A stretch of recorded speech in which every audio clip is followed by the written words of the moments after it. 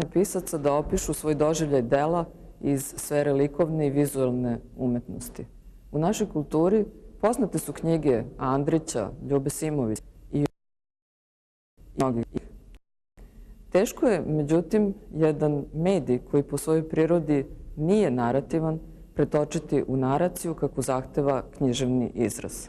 U one kojima je to pošlo za rukom spada i Žarko Radaković sa svojom novom knjigom Era, romanom koji je posvećen konceptualnom umetniku Eri Milivojeviću.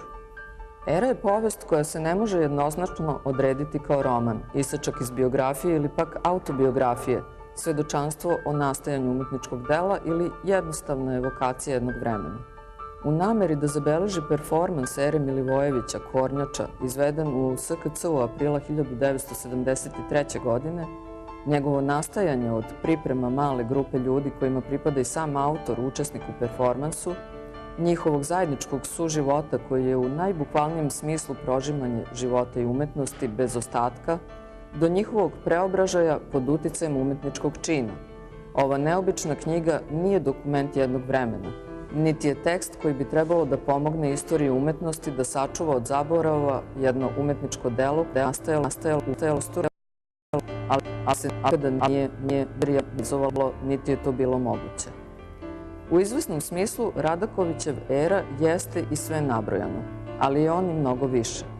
Ponovnim prolaženjem kroz sećanja, evokacijom jednog umetničkog dela, Era je drugim sredstvima, kao zasebna kreacija, stvoreno novo umetničko delo.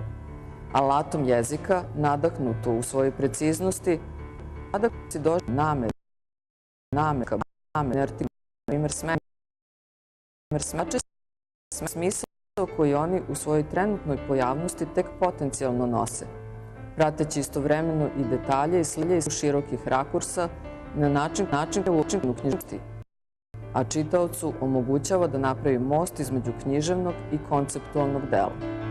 Narativni cilj da svaki trenutak života povišenom inačnost, dakle u smisao po sebi, već i zato što Radaković vuče pripoved iz prošlosti.